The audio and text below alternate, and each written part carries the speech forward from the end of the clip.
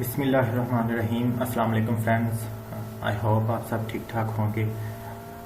जैसे कि मैंने इटली के रिलेटेड पहले बहुत सी वीडियोस बनाई हैं, आज फिर एक मैं नई वीडियो के साथ आपसे इंट्रोडक्शन इस वीडियो को करवाना चाहूँगा। इस वीडियो में हम बहुत से इम्पोर्टेंट पॉइंट्स डिस्कस करेंगे। इस वीडियो का टाइटल ये है कि summary of Italy admission process. ठीक है, यानी अगर आप इस पूरी वीडियो को देख लेते हैं तो आपको A to Z पता चल जाएगा कि आपने इटली में एडमिशन कैसे लेना है। ठीक है, उसमें कौन कौन से स्टेप्स हैं, किन किन स्टेप्स से गुजर के आपको इटली में एडमिशन लेना पड़ेगा और उसके बाद वीज़ा अप्लाई करना पड़ेगा। बहुत से जो जूनियर स्टूडेंट्स होते हैं, जो यूनिवर्सिटी से पास आउट हो रहे होते हैं, उनमें से मैक्सिमम स्टूडेंट्स को ये नहीं पता होता कि हमने फॉरेन यूनिवर्सिटीज़ में कैसे अप्लाई करना है, उनके स्कॉलरशिप्स के लिए कैसे अप्लाई करना है, उनके लिए क्या क्या रिक्वायरमेंट्स होती हैं। मैं ये नहीं कह रहा कि सब लोगों को नहीं पता होता, कुछ को पता होता है, लेकिन मैक्सिमम स्टूडेंट्स को इस बात की अवेयरनेस नहीं होती। यही चीज़ मैं आपको समझाने के लिए कि आपने किन किन फेजेस से गुजर के इटली के वीज़ा तक पहुंचना है, वो सारी चीज़ें हम इसमें डिस्कस करेंगे। ये बहुत शॉर्ट सी वीडियो होगी। मैं कोशिश करूंगा कि हम सारे स्टेप्स को जल्दी से जल्दी एग्जीक्यूट कर लें। मैंने इस वीडियो को 5 स्टेप्स में डिवाइड किया है। इटली के एडमिशन प्रोसेस को 5 स्टेप्स में डिवाइड किया है। हम देखते हैं कि इसके कौन से ऐसे 5 स्टेप्स हैं जिनसे गुजर के हम इटली में पहुंच सकते हैं स्टडी वीज़ा के ऊपर। हम मूव करते हैं अब हमारे पहले स्टेप की तरफ। हमारा पहला स्टेप ये है कि आपने सबसे पहले वो यूनिवर्सिटीज़ सर्च करनी है जो आपका कोर्स करवा रही हैं। फॉर एग्जांपल आप मैकेनिकल इंजीनियरिंग, केमिकल या किसी भी और फील्ड के स्टूडेंट हैं, तो आपको कैसे पता चलेगा कि आप जिस कंट्री में भी आप पढ़ने जाना चाह रहे हैं वो वहाँ पे कौन सी ऐसी यूनिवर्सिटीज़ हैं जो आपका डिज़ायर्ड कोर्स करवा रही हैं। सबसे पहले आपको ये पता होना चाहिए।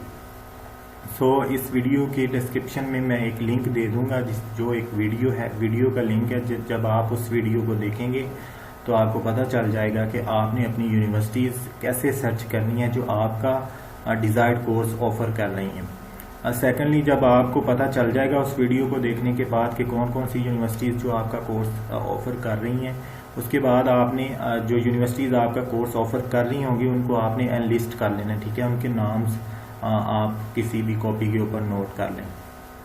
नेक्स्ट आपका काम है कि आपने जो यूनिवर्सिटीज़ नोट की हैं उनकी वेबसाइट्स को 1 by 1 आपने विजिट करना है और उनके एडमिशन क्राइटेरिया के बारे में सर्च करना है कि वो उनका एडमिशन क्राइटेरिया क्या क्या है। ठीक है, कितनी CGPA के ऊपर वो एडमिशन देती हैं या और उनके क्या क्या डॉक्यूमेंट्स हैं जो उनके लिए रिक्वायर्ड हैं उनके एडमिशन के लिए।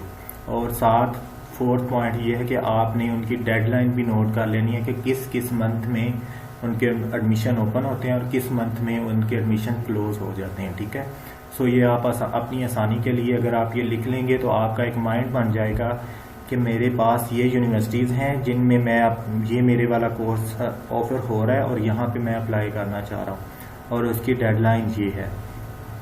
ये तो हो गया स्टेप 1। आपको यहाँ से पता चल गया कि आपने किस यूनिवर्सिटी में अप्लाई करना है। ठीक है, उसके बाद आपको ये भी पता चल गया कि जिस यूनिवर्सिटी में मैंने अप्लाई करना है उसकी डेडलाइन क्या है। अब आगे चलते हैं कि आगे क्या प्रोसीजर है। जब आपको ये पता चल जाए कि कौन सी यूनिवर्सिटी आपका कोर्स ऑफर करवा रही है, उसके बाद आपने क्या करना है। हमारा स्टेप 2 है कि आपने जो भी जब आप उनकी वेबसाइट विजिट करेंगे तो वहाँ पर आपको हर यूनिवर्सिटी के लिए जो भी रिक्वायरमेंट्स हैं, जो उनके डॉक्यूमेंट्स की रिक्वायरमेंट्स हैं, वो सारी की सारी आपको वहाँ पे मिल जाएंगी। ठीक है, आपने क्या करना है कि उन डॉक्यूमेंट्स को प्रिपेयर कर लेना है उनकी डेडलाइन आने से पहले। ठीक है, अब मैंने कुछ यहाँ पे डॉक्यूमेंट्स लिखे हैं। ये एक जनरल से डॉक्यूमेंट्स हैं जो तकरीबन हर यूनिवर्सिटी में आपको सबमिट करवाना पड़ेंगे। पहला तो है आपकी अपडेटेड CV होनी चाहिए, और अगर आप यूरोप में अप्लाई कर रहे हैं, क्योंकि इटली यूरोप में है, आपको यहाँ पे फिर यूरोपास फॉर्मेट में आपको CV बनानी पड़ेगी। ठीक है, यूरोपास में CV कैसे बनानी है, या उसकी जो CV का लिंक है, जो गूगल का लिंक है, वो मैं इस वीडियो के साथ अटैच कर दूंगा डिस्क्रिप्शन में। अगर कोई देखना चाहे तो वहाँ से देख सकता है। नेक्स्ट आपको जो अप्लाई करने के लिए चाहिए डॉक्यूमेंट चाहिए होता है वो आपके रिकमेंडेशन लेटर्स होते हैं, ठीक है। ये ज़्यादातर यूनिवर्सिटीज़ में 2 रिक्वायर होते हैं, लेकिन कुछ चंद एक यूनिवर्सिटीज़ ऐसी भी होंगी जिनमें ये 3 चाहिए होंगे, ठीक है। लेकिन मैक्सिमम यूनिवर्सिटीज़ में अगर आपके पास सिर्फ 2 रिकमेंडेशन लेटर्स हैं तो आपका काम चल जाएगा। रिकमेंडेशन लेटर का आपको पता है, ये आपने जिन प्रोफेसर के साथ पढ़ा है या अपना प्रोजेक्ट किया है, आप उनसे ये रिकमेंडेशन लेटर बनवा सकते हैं। उसके बाद आपकी all post secondary school transcripts होनी चाहिए, ठीक है। आपकी मैट्रिक की, आपकी एफएससी की, और उसके बाद आपकी जो बैचलर डिग्री आपने जो भी की हुई है आपके पास, उसकी ट्रांसक्रिप्ट आपके पास मौजूद होनी चाहिए। और नेक्स्ट आपने जो फाइनल डिग्री की हुई है वो भी आपके पास होनी चाहिए। सब में नहीं रिक्वायर होती डिग्री, लेकिन ट्रांसक्रिप्ट सब में रिक्वायर होती है, ठीक है, वो सबमिट करवानी होती है। लास्ट पॉइंट इसमें जो है वो आइल्स। अगर तो आपके पास आइल्स है तो ये बहुत अच्छी बात है, लेकिन अगर आपके पास आइल्स नहीं है तो आप इंग्लिश प्रोफिशिएंसी सर्टिफिकेट भी सबमिट करवा सकते हैं, जिसमें आपको बहुत सी इटालियन यूनिवर्सिटीज़ हैं उनमें एडमिशन मिल जाएगा। लेकिन एक बात याद रखें कि अगर आपके पास आइल्स नहीं है और आप वीज़ा अप्लाई करते तक भी आइल्स नहीं करते तो इट मीन्स आपको एम्बेसी फिर वीज़ा नहीं देगी, ठीक है। एम्बेसी की आइल्स एक मैंडेटरी रिक्वायरमेंट है, यूनिवर्सिटीज़ की नहीं है। यूनिवर्सिटीज़ में अगर आपके पास आइल्स नहीं भी है तो भी आपको एडमिशन मिल सकता है, और बहुत सी यूनिवर्सिटीज़ ऑफर भी करती हैं, एडमिशन दे देती हैं। लेकिन अगर आपने वीज़ा लेना है, एम्बेसी में अप्लाई करना है जब वीज़ा के लिए, तो तब आपके पास आइल्स होना चाहिए। विदाउट आइल्स आपको कोई वीज़ा नहीं मिलेगा। सो ये बात आपने अपने माइंड में रखनी है। सो अब नेक्स्ट मूव करते हैं कि जो स्टेप 3 है वो हमारा क्या है। अब आपने जब आपको ये भी पता चल गया कि हमारी यूनिवर्सिटीज़ कौन सी हैं जिसमें मैंने अप्लाई करना है, मुझे कौन कौन से डॉक्यूमेंट्स चाहिए उनमें एप्लीकेशन के लिए, अब आपने जो स्टेप 3 है, आपने कोई सी 3 यूनिवर्सिटीज़ मिनिमम, ठीक है, आप ज़्यादा से ज़्यादा सब में कर सकते हैं, जितने में भी करना चाहें आप कर सकते हैं, लेकिन मिनिमम आपने 3 यूनिवर्सिटीज़ में आपने अप्लाई कर देना है, ठीक है। कुछ यूनिवर्सिटीज़ की एप्लीकेशन फ़ी होती है जो 10 यूरो से लेके 30 यूरो तक हो सकती है। सो कुछ ऐसी भी यूनिवर्सिटीज़ हैं जिनकी एप्लीकेशन फ़ीस नहीं होती, ठीक है, उनमें एप्लीकेशन जो आप फाइल करते हो वो बिल्कुल फ्री ऑफ कॉस्ट होती है। लेकिन कुछ यूनिवर्सिटीज़ आपसे कुछ यूरोस चार्ज करती हैं आपकी एप्लीकेशन की फ़ी के तौर पे। नेक्स्ट, जब आप को पता चल गया यूनिवर्सिटीज़ का, अब आपने क्या करना है कि वहाँ पर आपने उनकी वेबसाइट पे जाके अपनी ऑनलाइन एप्लीकेशन फाइल कर देनी है, ठीक है। और ये आप सबको पता है कि ऑनलाइन एप्लीकेशन आपने डेडलाइन से पहले फाइल करनी है, ठीक है। नेक्स्ट देखें, आप जब आप अपनी एप्लीकेशन फाइल कर लेंगे तो उसके बाद आप अपने डिसीजन का वेट करें कि आपकी जो एप्लीकेशन फाइल हुई है उसके ऊपर क्या डिसीजन आता है, ठीक है।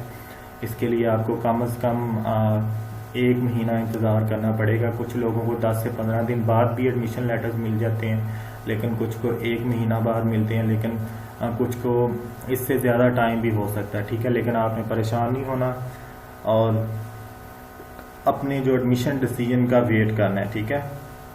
तो ये हो गया हमारा स्टेप 3। अब हम नेक्स्ट मूव करते हैं हमारा स्टेप 4। इसमें क्या है कि जब अगर तो आपको एडमिशन मिल जाता है, ठीक है, अगर आपने फॉर एग्जांपल 3 यूनिवर्सिटीज़ में अप्लाई किया था तो 3 में से आपको 2 यूनिवर्सिटीज़ ने एडमिशन ऑफर कर दिया है, ठीक है, और उन्होंने आपको एडमिशन लेटर्स भेज दिए हैं आपकी ईमेल के ऊपर, या जिस पोर्टल के ऊपर आपने अप्लाई किया था वहाँ पर उन्होंने एडमिशन लेटर्स अपलोड कर लिए हैं और आपने वहाँ से डाउनलोड कर लिए हैं। अब आपने देखें 2 यूनिवर्सिटीज़ में अगर आपको एडमिशन लेटर मिल गया तो आपने अब चूज़ करना है कि आप उन दोनों में से किस यूनिवर्सिटी में पढ़ना चाहेंगे, ठीक है। आप दोनों यूनिवर्सिटीज़ के लिए वीज़ा अप्लाई नहीं कर सकते, सिर्फ आपने ये डिसीजन करना है कि आपने उन दोनों में से किस में पढ़ना है, ठीक है। तो ये आप काम करेंगे प्री एनरोलमेंट एप्लीकेशन के थ्रू, ठीक है, जो मैंने सेकंड पॉइंट लिखा हुआ है, apply for pre enrolment on universeitaly.it, ठीक है। तो यहाँ पर आपने अब क्या करना है, आपने अपना प्री एनरोलमेंट करवानी है जब आपको एडमिशन लेटर मिल जाएगा। तो जब आप डिसीजन ले लेंगे कि मेरी ये एक यूनिवर्सिटी है जिसमें मैं पढ़ना चाहता हूँ, तो जब आप डिसीजन ले लेंगे उसके बाद आप उस यूनिवर्सिटी में प्री एनरोलमेंट करते हैं, ठीक है।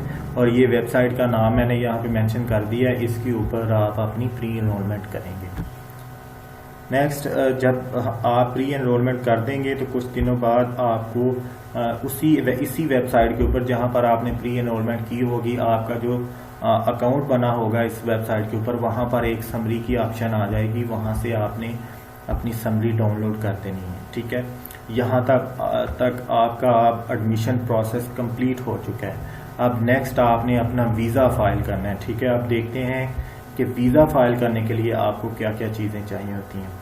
सबसे पहले आपने DOV प्रिपेयर करनी होती है। DOV कहते हैं डिटर्मिनेशन ऑफ वैल्यू, यानी आपने अपनी कंट्री में जो डिग्री की हुई है वो उसको इटालियन हायर एजुकेशन के साथ कंपेयर करते हैं और आपकी जो डिग्री की वैल्यू है वो उसको इवेल्यूएट कर देते हैं और उसका एक सर्टिफिकेट बना देते हैं कि आपकी जो डिग्री की वर्थ है वो इटालियन हायर एजुकेशन की इस वर्थ के इक्वल है। सो इसके लिए आपने डॉक्यूमेंट्स प्रिपेयर करने शुरू कर देने हैं। सिंपल आप क्या करेंगे कि आप गूगल के ऊपर जाके आप list of documents for DOV लिखेंगे तो आपको वहां से DOV के लिस्ट ऑफ डॉक्यूमेंट्स मिल जाएंगे, ठीक है। वो डॉक्यूमेंट्स आपने प्रिपेयर कर लेने हैं। नेक्स्ट आपने फिर वीज़ा एप्लीकेशन के लिए भी डॉक्यूमेंट्स प्रिपेयर करने हैं। ये थोड़े से अलग डॉक्यूमेंट्स होते हैं जिसमें आपने अपनी बैंक स्टेटमेंट शो करवानी होती है, आपने अपनी ट्रैवल इंश्योरेंस करवानी होती है, उसके बाद आपने फ्लाइट बुकिंग करवानी होती है, उसके बाद आपने वहाँ पर कोई रेजिडेंस की बुकिंग करनी होती है। सो ये वाले सारे डॉक्यूमेंट्स हैं वीज़ा के रिलेटेड और ये भी आपको गूगल से मिल जाएंगे। लेकिन ये काम तब है जब आपका एडमिशन कंप्लीट हो जाएगा, ठीक है, उसके बाद। सो नेक्स्ट जब आप लास्ट पॉइंट पे पहुंचेंगे, आपके DOV के डॉक्यूमेंट्स भी प्रिपेयर हो गए हैं और उसके बाद आपके वीज़ा एप्लीकेशन के डॉक्यूमेंट्स भी प्रिपेयर हो गए हैं। उसके बाद आपने एम्बेसी से अपॉइंटमेंट लेनी है। सो पाकिस्तान में 2 कॉन्सुलेट्स हैं, इनके इटली के एक कराची में है और एक इस्लामाबाद में है। अगर तो आप KP के या पंजाब के रेजिडेंट हैं तो फिर आप इस्लामाबाद एम्बेसी में अप्लाई करेंगे। लेकिन अगर आप KP के या पंजाब के रेजिडेंट नहीं हैं बल्कि सिंध के हैं या बलूचिस्तान के हैं तो फिर आप कराची कॉन्सुलेट में अपनी वीज़ा एप्लीकेशन सबमिट करवाएंगे, ठीक है। और वहाँ पे जब आप अपॉइंटमेंट बुकिंग करेंगे तो वहाँ पर आप अपने कराची कॉन्सुलेट को रेफ़र करोगे, ठीक है। सो ये वाला हमारा प्रोसेस था सिंपल सा कि जिसमें 5 स्टेप्स को मैंने डिवाइड किया हुआ था। यहाँ पर अगर आप इन 5 स्टेप्स को फॉलो करेंगे तो आप अपना जो वीज़ा है उसको फाइल करने के काबिल हो जाएंगे, ठीक है। अब यहाँ पर आप देखेंगे किसी भी कंसल्टेंट के पास जाने की ज़रूरत नहीं है, किसी भी कंसल्टेंट को पैसे देने की ज़रूरत नहीं है। सिंपल आप सारे पढ़े लिखे लोग हैं, आप खुद सारा कुछ कर सकते हैं, ठीक है। कंसल्टेंट्स ने भी यही ऐसे ही करना होता है, उन्होंने भी ऑनलाइन एप्लीकेशन ही फाइल करनी होती है। तो ये सारा कुछ आप खुद घर बैठ के कर सकते हैं, किसी के पास विज़िट करने की ज़रूरत नहीं है, किसी कंसल्टेंट के पास जाने की ज़रूरत नहीं है। सो नेक्स्ट हमारा जो मैंने लास्ट स्लाइड यहाँ पे बनाई है, इसमें मैंने इनको समराइज़ किया है कि 5 जो स्टेप्स थे उनको मैंने समराइज़ कर दिए हैं, ठीक है। आप इनमें देख लेते हैं, फिर एक दफ़ा रिवाइज़ कर लेते हैं कि हमारे 5 स्टेप्स कौन से हैं जिनको हमने पास करके हमने अपने वीज़ा एप्लीकेशन तक पहुंचना है। तो पहला स्टेप मैंने आपको बताया था कि आपने अपनी यूनिवर्सिटीज़ के नेम सर्च करने हैं जो आपके कोर्सेज करवा रही हैं। सेकेंडली ये है कि जब आपको पता चल जाएगा कि ये यूनिवर्सिटीज़ हैं जो मेरा कोर्स करवा रही हैं और आपको ये भी पता चल जाएगा कि उन यूनिवर्सिटीज़ में अप्लाई करने के लिए ये डॉक्यूमेंट्स चाहिए, तो आपने उन डॉक्यूमेंट्स को प्रिपेयर करना है। ये हमारा सेकंड स्टेप है।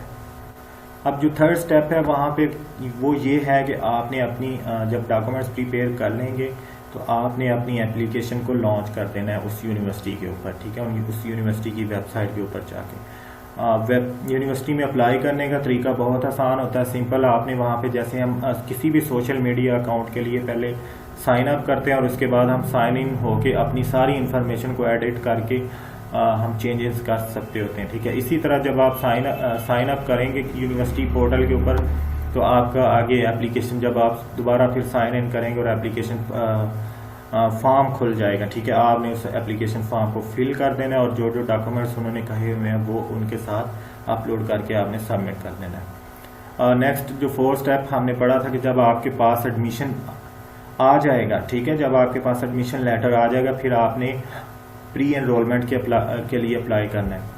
ये इस बात के ऊपर डिपेंड नहीं करता कि आपको एक यूनिवर्सिटी में एडमिशन मिला है या आपको 2 यूनिवर्सिटी में एडमिशन मिला है। बेशक आपको एक में मिला है या 2 में, आप हर सूरत फिर भी प्री एनरोलमेंट करेंगे, ठीक है, और उसकी वेबसाइट मैंने मेंशन कर दी थी, ठीक है।